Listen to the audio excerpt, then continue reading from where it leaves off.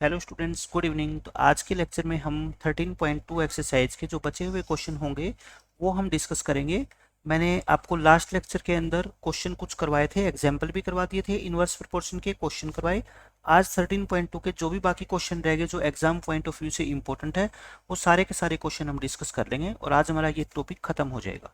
तो चलो क्वेश्चन से स्टार्ट करते हैं। देखो क्या कहता है, ये पूरी एक्सरसाइज आपकी इनवर्स प्रोपोर्शन की, आप ये चीज़ ध्यान रखना।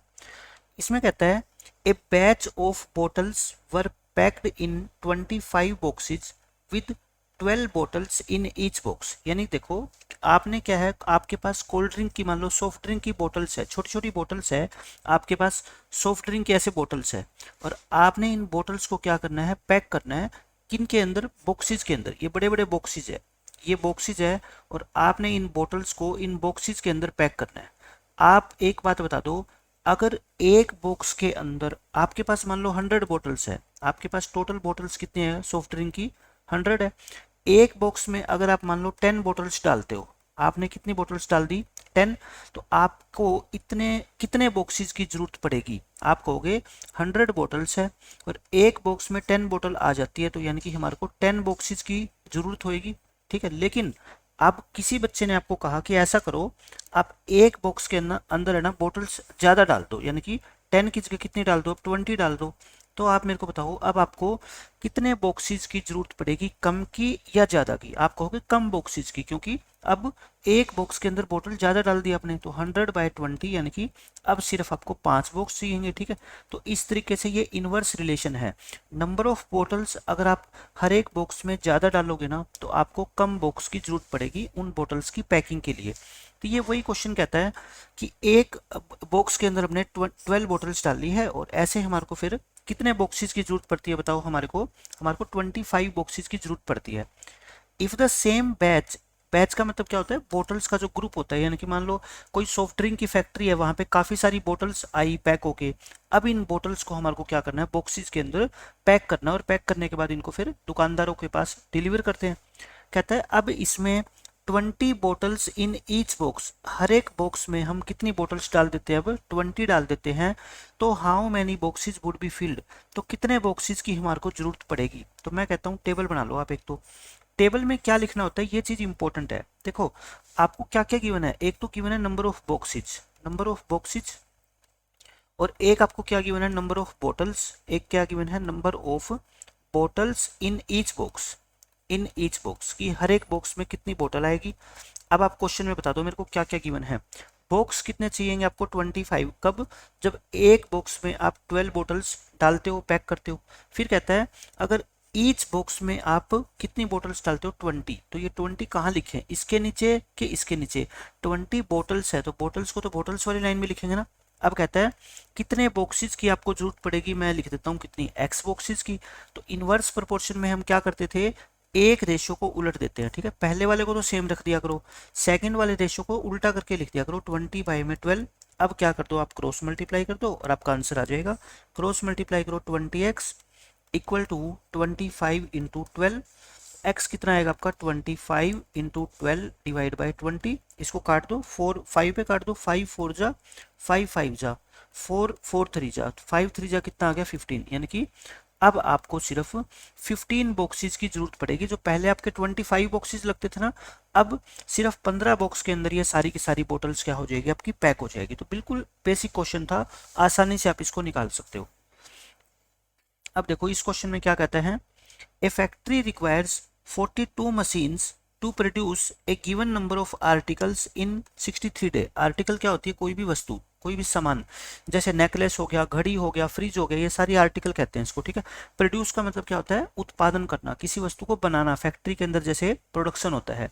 एक फैक्ट्री को अगर मान लो 63 आर्टिकल बनानी है, आर्टिकल्स 63 डेज, सॉरी, कुछ आर्टिकल बनानी है उसको 63 डेज लग जाते हैं, अगर उसके पास काम करने के लिए 42 मशीन्स है। देखो फैक्ट्री के अंदर मशीनें होती है, अगर वो 42 मशीन का यूज करता है फैक्ट्री का मालिक, तो कुछ आर्टिकल बनाने में उसको 63 डेज का टाइम लग जाता है। फिर कहता है how many machines would be required, अब कितनी मशीन्स की जरूरत पड़ेगी to produce the same number of article, अगर उतनी ही चीजें आपको बनानी है लेकिन कितने दिन में? 54 डेज में। यानी कि आपको ऑर्डर मिल गया किसी, मान लो दुकानदार से बड़ा ऑर्डर है, आप पहले बनाते थे 63 डेज में उतना सामान, लेकिन अब आपको ऑर्डर देने वाले ने कहा कि मेरे को ये सामान कितने दिन में चाहिए, 54 में। तो आपको मशीन ने क्या करनी पड़ेगी, ज़्यादा लगानी पड़ेगी। मशीन अगर ज़्यादा लगेगी तो टाइम क्या लगेगा, कम। इसलिए ये क्वेश्चन किसका है, इनवर्स प्रोपोर्शन का है। तो मैं टेबल बना देता हूँ बस अब। तो यहाँ पे क्या बताओ, नंबर ऑफ मशीन्स है कि आपके पास मशीन कितने दिन लगे चलेगी, नंबर ऑफ मशीन्स। और ये क्या है, नंबर ऑफ डेज कि आपको टाइम कितना लगेगा। अब आप बताओ, मशीन कितनी 42, कितने दिन लगते हैं 63, लेकिन आपके पास दिन कितने हैं 54। तो डे के नीचे डे लिख दो। कितनी मशीनों की जरूरत पड़ेगी, आप कहते हो एक्स मशीन्स। तो मैंने आपको क्या कहा, एक रेशियो को रिवर्स कर दो, इसको तो सेम लिख दो, सेकंड रेशियो को क्या कर दो, आप रिवर्स कर दो।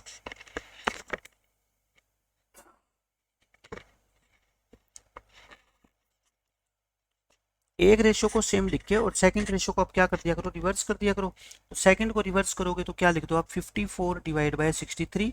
अब आपका काम होता है क्रॉस मल्टीप्लाई करके और बस x की वैल्यू निकालना। तो निकाल दो x की वैल्यू। देखो कैसे निकालोगे आप, क्रॉस मल्टीप्लाई करो, ये कितना आएगा आपका 54x इक्वल टू कितना आएगा 42 इंटू 63। मल्टीप्लाई नहीं करनी होती आपको, बस दिखाना होता है ऐसे, ठीक है। x की वैल्यू कितनी आ गई 42 इंटू 63 डिवाइड बाई 54। अब आपको काटना है, काटना उसी बच्चे को आएगा जिसको टेबल आती है। देखो 9 की टेबल जिसको आती है ना, 9 6 जा 9 7 जा 6 1 जा 6 7 जा 7 7 जा कितना होता है 49। यानी कि अब आपको कितनी मशीन्स की जरूरत पड़ेगी बताओ मेरे को, 49 मशीन्स की जरूरत पड़ेगी। और यही इस क्वेश्चन का आंसर है। बस ऐसी कैलकुलेशन आपको आनी चाहिए और इस क्वेश्चन में कोई मुश्किल वाली बात है ही नहीं। अब ये देखो क्वेश्चन में क्या कहता है, a car takes 2 hours to reach a destination. Destination क्या होती है, मंजिल। यानी कि मान लो आपको किसी एक शहर से दूसरे स्थान पे जाना है, ठीक है, तो वो आपकी क्या कहलाएगी, डेस्टिनेशन कहलाएगी। उसको 2 घंटे लगते हैं उतनी डिस्टेंस ट्रेवल करने में। अगर वो, उसकी स्पीड कितनी है गाड़ी की, 60 किलोमीटर पर आवर। यानी कि अगर वो अपनी गाड़ी को 60 की स्पीड से चलाता है तो उसको डिस्टेंस ट्रेवल करने में कितना टाइम लगता है, 2 घंटे लगता है। फिर कहता है how long would it take when the car travels at the speed of 80 kilometre per hour. देखो अब आपने अपनी गाड़ी की स्पीड क्या कर दी, बढ़ा दी। गाड़ी की स्पीड आप अगर आप बढ़ाओगे तो टाइम क्या लगेगा, आपको कम लगेगा। तो इनमें रिलेशन क्या होता है, आपका इनवर्स होता है। तो मैं दो चीजें लिख देता हूँ यहाँ पे। देखो एक तो क्या है टाइम और एक क्या है स्पीड। आप मेरे को बताओ टाइम आपको कितने घंटे लगते हैं, 2, जब स्पीड कितनी है आपकी 60, ठीक है। अब स्पीड कितनी होगी 80, तो कह रहा है टाइम कितना लगेगा, टाइम कम लगेगा। कितना लगेगा, मैं मान लेता हूँ x लगेगा। तो आप x की वैल्यू निकाल लो, ये कितना होएगा 2/x। पहले रेशियो को सेम लिखा करो, दूसरे को उलट दिया करो, 80/60 कर दो इसको बस। अब बताओ क्या करोगे, क्रॉस मल्टीप्लाई करोगे। तो कितना आ गया आपका 80x equal to 2 into 60। X कितना आएगा आपका 2 इंटू 60 डिवाइड बाई 80। अब जो कटता है उसको वहां पे काट दो। देखो 2 ये 40 पे कट जाएगा, 0 से 0 कट गई, 6/4 और 6 को 4 से डिवाइड करोगे 2 पे कट जाएगा 3/2। अच्छा 3/2 को आप 1 एंड 1/2 भी लिख सकते हो ना, 1.5। अच्छा ये क्या है आपका टाइम, टाइम किस में आपका आवर्स में, सॉरी टाइम कितना आपका आवर्स में। तो यानी कि आपको 1.5 घंटे का टाइम लगने वाला है अगर आप अपनी गाड़ी 60 की बजाय 80 की स्पीड से चलाते हो। और यही इस क्वेश्चन का आंसर है आपका। अब देखो नेक्स्ट क्वेश्चन आपका क्वेश्चन नंबर 10। इसमें कहता है 2 persons could fit new Windows in a house. यानी कि घर में खिड़कियां लगानी है आपको, नई खिड़कियां। अगर 2 पर्सन लगते हैं ना काम पे तो वो 3 दिन में खत्म कर देते हैं। आप मेरे को बताओ अगर नंबर ऑफ पर्सन ज्यादा होंगे तो टाइम क्या लगेगा, कम लगेगा। तो इनवर्स प्रोपोर्शन हो गया। अब 2 पार्ट है इस क्वेश्चन के। पहला कहता है one of the person fell ill. यानी कि 2 बंदे थे, उनमें से एक पर्सन क्या हो गया, बीमार हो गया। And before the work started, यानी कि काम शुरू भी नहीं हुआ था उससे पहले एक पर्सन क्या हो गया, बीमार हो गया। यानी कि उसने कहा कि मैं काम पे नहीं आऊंगा। How long would the job take now. अब उसी खिड़की को लगाने के लिए कितने दिन लगेंगे। तो पर्सन कितने रह गए बताओ, एक रह गया। पर्सन अगर 2 से 1 होएगा तो टाइम क्या लगेगा, उसको डबल लगेगा। पहले 3 दिन लगते थे, अब कितने दिन लगेंगे, 6 दिन। लेकिन सोल्व कैसे करेंगे, एग्जाम में अगर क्वेश्चन आता है तो बताओ।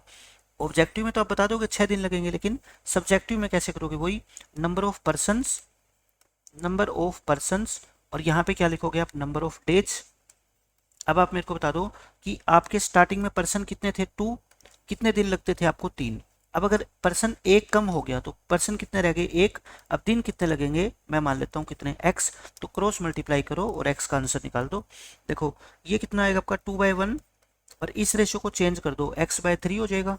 क्रॉस मल्टीप्लाई करोगे तो x की वैल्यू कितनी आएगी बताओ, 2×3 = 6, क्योंकि x को 1 से मल्टीप्लाई करोगे तो x ही आएगा ना, तो x इक्वल टू कितना आ गया 6। तो यानी कि आपको अब 6 दिन लगने वाले हैं, और यही इस क्वेश्चन का क्या है, आंसर है। तो फर्स्ट क्वेश्चन का आंसर आपका कितना आ गया, 6 डेज। अब इसका हम सेकेंड पार्ट करते हैं, देखो अगले पेज पे। अब इसमें कहता है how many persons would be needed, कितने पर्सन की जरूरत पड़ेगी for to fit the windows in 1 day, यानी कि सिर्फ अगर हमारे को काम 3 दिन की बजाय कितने दिन में खत्म करवाना है, सिर्फ 1 दिन में। तो टेबल बना लो आप। ये नया क्वेश्चन है, उस पिछले क्वेश्चन से अब इसका कोई मतलब नहीं है। यहाँ पे क्या था बताओ, नंबर ऑफ पर्सनस, और यहाँ पे क्या था आपका, नंबर ऑफ डेज। तो अब हम देखते हैं पर्सन कितने थे स्टार्टिंग में, 2, तो दिन कितने लगते थे, 3।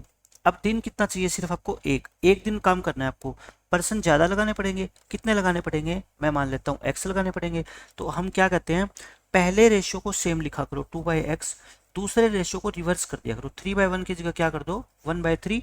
अब क्या कर दो आप, इसकी क्रॉस मल्टीप्लाई कर दो, x की 1 से मल्टीप्लाई करोगे तो x ही आएगा, 2×3 कितना होता है 6, तो मतलब आपको 6 पर्सन लगाने पड़ेंगे, 6 पर्सन इस क्वेश्चन का क्या होएगा, आंसर होएगा। तो ये बिल्कुल आसान थे दोनों के दोनों पार्ट, टेबल बनाने के बाद आपका क्वेश्चन बिल्कुल आसान हो जाएगा। अब ये देखो, ये लास्ट क्वेश्चन है इस चैप्टर का। इसमें कहता है a school has 8 periods a day each of 45 minutes duration. जैसे आप स्कूल जाते हैं छोटे बच्चे, उसमें जो है ना 8 पीरियड लगते हैं स्कूल में, और हर एक पीरियड कितना है 45 मिनट्स का है। लेकिन स्कूल के प्रिंसिपल ने कहा कि पीरियड 8 से बढ़ा के 9 कर दो, लेकिन स्कूल का टाइम वही रहेगा, मतलब कि स्कूल का टाइम लेट नहीं होगा, लेकिन पीरियड्स 8 की बजाय कितने लगने चाहिए बच्चों के, 9। आप खुद सोच के बताओ, आप छोटे बच्चे नहीं हो इतने, तो अगर नंबर ऑफ पीरियड्स आपको बढ़ाने हैं तो पहले हर पीरियड 45 मिनट का होता था, क्या अब हर पीरियड 45 मिनट का होगा, आप कहोगे नहीं, क्योंकि पीरियड ज़्यादा हो गए। तो हर एक पीरियड की जो ड्यूरेशन है ना वो क्या हो जाएगी, कम हो जाएगी, छोटी हो जाएगी ड्यूरेशन, ठीक है। क्योंकि स्कूल टाइमिंग चेंज नहीं करनी आपको, नंबर ऑफ पीरियड्स बढ़ाने हैं तो हर पीरियड आपको छोटा करना पड़ेगा। तो यानी कि नंबर ऑफ पीरियड्स आप बढ़ाओगे तो एक पीरियड की जो ड्यूरेशन है वो क्या हो जाएगी, आपकी कम होएगी। आपसे यही पूछा है कि मैं 8 की जगह 9 पीरियड करना चाहता हूँ, तो अब बता दो, पहले पीरियड अगर 45 मिनट का होता था ना, तो assuming the number of school hours to be same, यानी कि स्कूल जितने घंटों के लिए लगता है वो क्या है, सेम है। आप बताओ how long would each period be, हर एक पीरियड कितने मिनट का होगा अगर स्कूल सेम टाइम के लिए लगता है। तो मैं लिख देता हूँ यहाँ पे मैं क्या लिखता हूँ, नंबर ऑफ पीरियड्स कि कितनी घंटियाँ लगती है स्कूल में, नंबर ऑफ पीरियड्स, और यहाँ पे ड्यूरेशन, ड्यूरेशन का मतलब अवधि, एक पीरियड कितने मिनट का है, ड्यूरेशन ऑफ ईच पीरियड। तो अब जैसे जैसे क्वेश्चन में गिवन है वो आप लिखते जाओ। देखो पीरियड कितने हैं, 8, एक पीरियड कितने मिनट का है, 45 मिनट का। अब 8 की जगह पीरियड कितने हो गए, 9। एक पीरियड कितने मिनट का होगा मुझे नहीं पता, मैं क्या मान लेता हूँ x। तो मैंने क्या बता रखा था, पहले रेशियो को लिखा करो सेम, इक्वल का साइन लगा दो, अगले रेशियो को उलट दो, 45/x नहीं बल्कि क्या, x/45। अब आप क्या कर दो, क्रॉस मल्टीप्लाई, और आंसर आ जाएगा आपका कितना आ गया बताओ, 9x equal to 8 into 45। X कितना आएगा आपका, 8 इंटू 45 डिवाइड बाई 9, 9 5 जा 8 5 जा कितना हो गया 40। तो यानी कि अब हर पीरियड आपका कम होके, पहले 45 मिनट का था ना, अब कितना हो जाएगा 40 मिनट्स का हो जाएगा, और यही इस क्वेश्चन का आंसर है। तो बच्चों ये हमारा चैप्टर 13 खत्म हो गया। आई थिंक सारे आपको एग्जाम्पल, सारे क्वेश्चन समझ आए होंगे, और आपके पेपर में इनसे अलावा कोई भी क्वेश्चन नहीं पूछा जाएगा। अब इसके रह गए एमसीक्यूज, एमसीक्यूज भी मैं सारे चैप्टर के कवर करूंगा, ठीक है, पूरा का पूरा आपको चैप्टर पढ़ाऊंगा, एमसीक्यूज भी कवर करूंगा, ताकि एग्जाम में जितने भी क्वेश्चन आएंगे उनकी पहले से आपकी काफ़ी प्रैक्टिस हो जाए। आपको एग्जाम में किसी क्वेश्चन को देख के ये लगेगा नहीं कि ये नया क्वेश्चन है, सब कुछ हम पहले कर लेंगे, ठीक है। तो मिलते हैं नेक्स्ट लेक्चर में, तब तक के लिए पढ़ते रहिए, खुश रहिए, बाय बाय, टेक केयर।